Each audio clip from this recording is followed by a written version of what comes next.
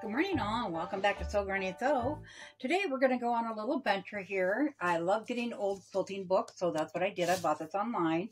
It's Erica Wilson's Quilt of America. And as I'm thumbing through it, I come across hexagons. Now, I've not ever done hexagons. It's a lot of hand sewing. However, in her book, she has it where you can do it with machine. So I'm going to go ahead and show you both ways the process of doing a hexagon. So she does give the pattern in here, and where you can trace it. So I went ahead and I traced it out, and I put that down and made a 1/4 inch bigger template, so you have room to tuck it over. So we're going to go ahead and get started. So the first thing we're going to do is take our scrap of fabric. Great way to use up scraps. Once again, I love a project where we can use up scraps. So we're just going to trace around that.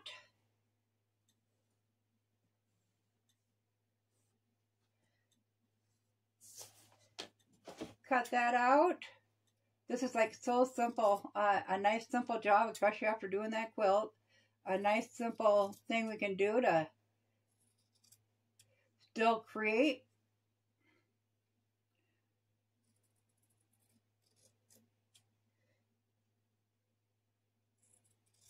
Okay, that'll go in my applique bin. That one's too small. We'll give that one a toss. So we're just going to cut out a bunch of hexagons, and that's what I did here. I got 3 piles actually. One is at the ironing board. So you're going to take your fabric and you're going to place that on.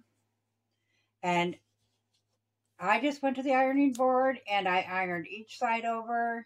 Actually, I did the 2 opposite sides first, ironed those flat, and then went ahead and started tucking those in iron. I'm sure you know how to iron by now, so I'm not going to go over that. Like this when you're done. So all the sides are ironed flat on the back.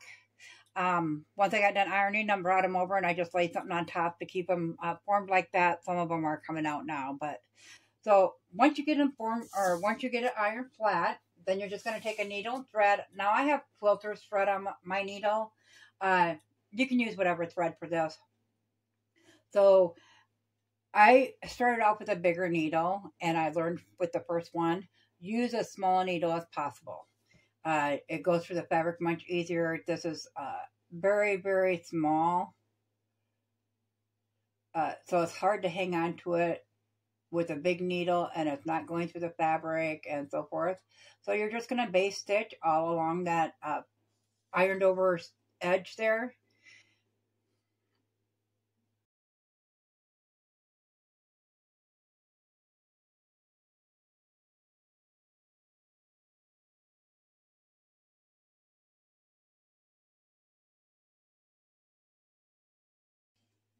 Okay, once we get that basted, we're going to go ahead and lay that flat and start at the beginning. And we're just going to make sure it's laying flat all the way around. It's always good to experiment with the old-fashioned ways that they did things. It makes us value what we have so much more.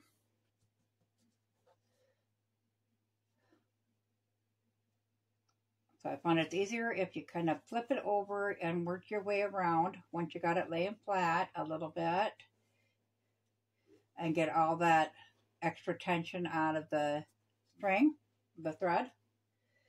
So then we'll go ahead, we'll pull it back over this way and tie our thread off. So once we have a few of those done, which these are all done, how you piece them together is you put them right sides together. And we got to tie that thread back up there.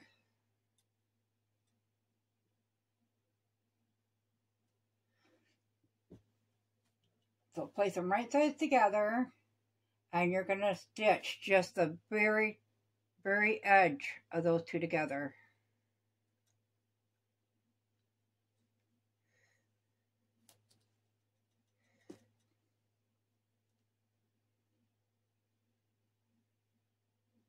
This would be a great project to bring along on a long car ride, if you fly on an airplane. If you can sneak the needle on there without getting into trouble, I'm sure if you keep it in a little case of some sort, you'd be fine.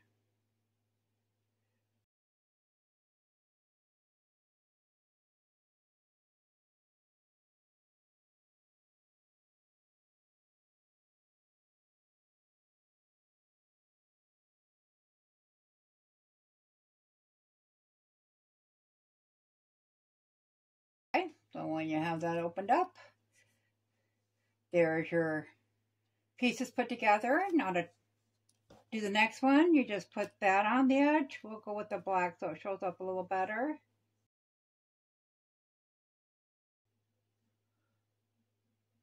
Now in the book, they said to leave the paper in while you're doing this, and in the instructions, I never see where they remove the paper. I read online different people doing these that some take it out and some leave it in and let it wash out. Some take it out at different points in time. I think it's easier. I use these are the recipe cards you get from Walmart in a pack of there's like 150 or 250 cards in there. For like $1.97. So they're really inexpensive. I just found it was easier. They're a little bit thicker. They did the job of making it through the iron for me to iron it this way and then removing it and letting them cool and it holds its shape. I found that just as easy. Now, if you're going to be storing these, in a little pouch to do later, you might want to leave your paper in, pin it to the paper and leave that in to keep it warm.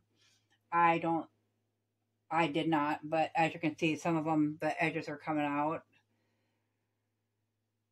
But I think if you're going to make them and sew them flat right away, I think you'd be fine with taking that out right away.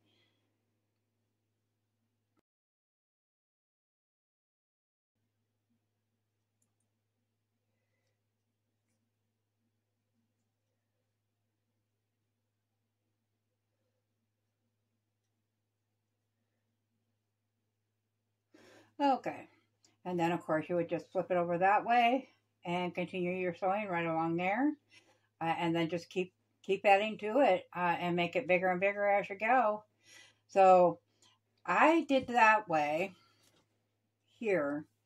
But then I got to thinking, well, why couldn't you actually just not iron them, put them together as so, and sew a 1/4-inch seam on the machine? Well, then I got to looking at her book, and she actually shows you can do that. So we're going to go ahead and we're going to pick the same 3 pieces of fabric out of this group as what I got in there. I don't think I have another one of that, so we'll put something else in there. And sew those together on the machine with a 1/4-inch seam, and then we'll compare the two. And then I also got to thinking, well, why when we're basting could we not stitch all the way through to make it easier? And I have seen where people do that, and then you just have a little top stitching showing, and that would be okay too. So a few different ways you can do it, but I'm going to go ahead and do that on the machine, and I'll bring it back over here, and we'll take a look at it. Sew some by hand. So we got those ones put together by hand, and that is what the back looks like on those.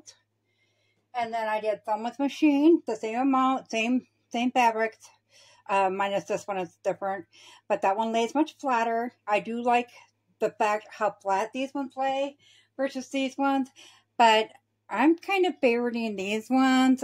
They just remind me more of that time.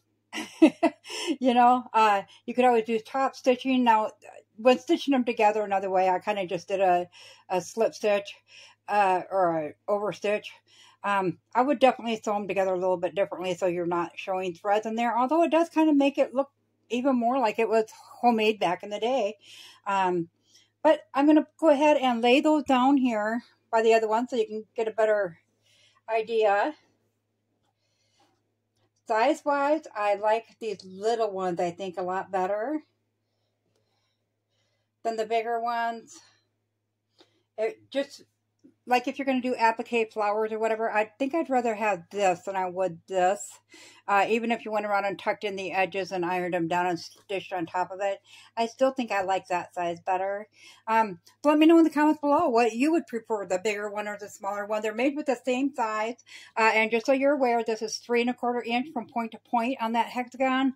And of course, the smaller ones that you're actually going to use, the size you're going to use to sew together here is a 1/4 inch smaller. So you got 3 inches point to point, or I guess it would be 2 3/4 inches point to point.